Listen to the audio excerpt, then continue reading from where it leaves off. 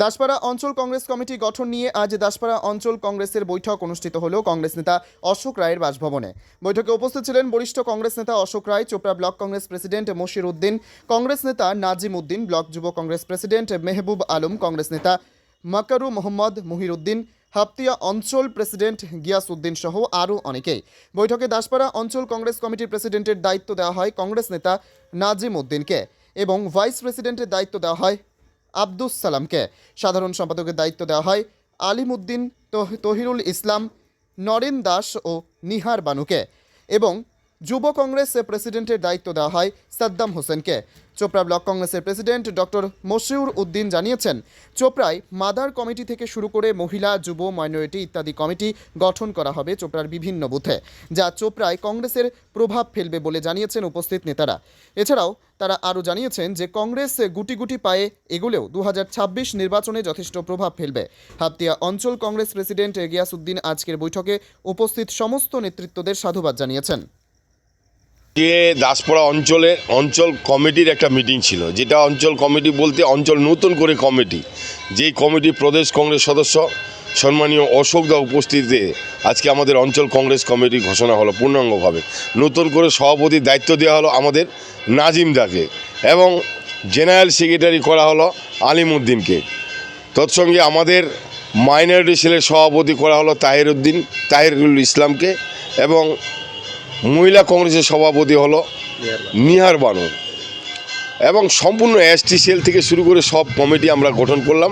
যেভাবে মানুষের উপস্থিতি আজকে ছিল এবং যেভাবে পুরানো কংগ্রেসের নেতৃত্বরা যারা বসেছিল তারা উপস্থিত ছিল, সবাইকে চোপড়া ব্লক কংগ্রেসের পক্ষ থেকে ধন্যবাদ জানিয়ে আজকের কমিটি সম্পূর্ণ হলো। সামনে 26-এর নির্বাচন এবং সর্বোপরি সামনে আমাদের রমজান মাস। এই রমজানের পরে আমাদের টোটাল 26-এর নির্বাচনের জন্য ঝাঁপিয়ে পড়তে হবে। তার জন্য আমাদের কর্মীদের আমরা প্রত্যেকটা বুথে পুঙ্খানুপুঙ্খানুভাবে টোটাল কমিটিগুলোকে তৈরি করতে বললাম এবং তৎসঙ্গে যে হারে কমিটি গঠন হলো, আগামীতে আমাদের দাসপাড়া অঞ্চল কংগ্রেসের জন্য খুব সংবাদ ভালো থাকবে এবং দাসপাড়ায় তৃণমূল ধপে টিকবে না। আমাদের বর্তমান যে নতুন প্রেসিডেন্ট আজকে আমরা গঠন করলাম কংগ্রেস পার্টির গঠনতন্ত্র মোতাবেক। আজকে আমরা খুব সন্তুষ্ট যে আমরা আজকে পূর্ণাঙ্গভাবে এই বর্ধিত সভার মাধ্যমে আমরা আমাদের অঞ্চল প্রেসিডেন্টকে আমরা একটা সঠিক লোক পেয়ে আমরা দায়িত্ব তিনাকে দিলাম। আগামীতে দলকে এগিয়ে নেওয়ার জন্য আমরা যতটা সহযোগিতা করার আমরা আমাদের যে প্রেসিডেন্ট তিনাকে আমরা করব এবং আজকে নতুন করে এসটি এসসি মাইনরিটি যে আমরা অঞ্চলের যে পদাধিকারী দায়িত্ব দিলেন পার্টি, সেটাকে আমরা স্বতঃস্ফূর্তভাবে যারা পিছিয়ে পড়া লোক আছে, যেনারা পিছিয়ে পড়েছেন, যেনারা আজকে অনেক জায়গায় অপমানিত বোধ করছেন এবং যারা সিভিল টাইপ ভাইয়েরা পিছিয়ে রয়েছেন, তাদের আমরা সহযোগিতা করব এবং তৃণমূল যে আগ্রাসী সন্ত্রাস চালাচ্ছে, আমরা দেখলাম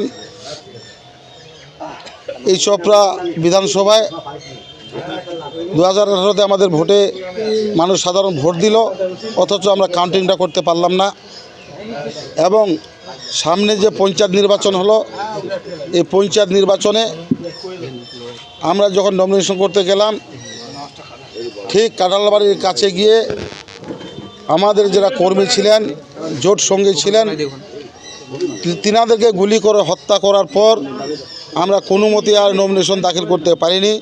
আগামীতে আমরা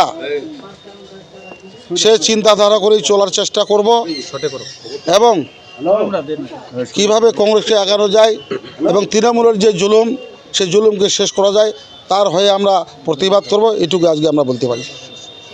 আমাদের দাসপাড়া অঞ্চল কমিটির বর্ধিত সভায় দল যে সিদ্ধান্ত নিয়েছে, এখন দলের উপরে আমি নই, দল যে সিদ্ধান্ত নিয়েছে সেই সিদ্ধান্ত আমি মেনে নিয়েছি এবং যে দল আমাকে গুরু দায়িত্ব ভার দিল, আমার দলীয় নেতৃত্ব যারা এখন রয়েছে তারা আশ্বাস দিলেন হিসাবে তারা আমাকে সহযোগিতা করবেন, সেই হিসাবে আমরা দলকে পরিচালনা করব। আমি আশা রাখছি আমার সহকর্মীরা যদি আমাকে সহযোগিতা করে দলকে আমরা এগিয়ে লেখার জন্য আমি চেষ্টা করব। তাতে যতই টিএমসি আমাদের উপরে সন্ত্রাস করুক, জুলুম করুক, অত্যাচার করুক, সেইটাকে অপেক্ষা করে আমরা কিন্তু দলকে এগিয়ে নিয়ে যাব, এটা আমি আজকে বলতে পারি। কোন দায়িত্ব দেওয়া হলো আপনাকে? আমাকে দায়িত্ব দেওয়া দাসপুর অঞ্চল কংগ্রেসের সভাপতি। না, দাসপাড়াবাসীর জন্য আমার দাসপাড়া তো আমি পুরানো লোক হিসাবে দাসপাড়াবাসীর সঙ্গে পরিচিত আছে, পূর্ণ পরিচিত আছে, কিন্তু দাসপাড়াবাসী যেন শান্তিতে থাকতে পারে, দাসপাড়াবাসী যেন শান্তিতে থাকতে পারে, কোনো টিএমসির জুলুম অত্যাচারের মধ্যে না পড়ে, সেটা আমরা মোকাবিলা করার চেষ্টা করব।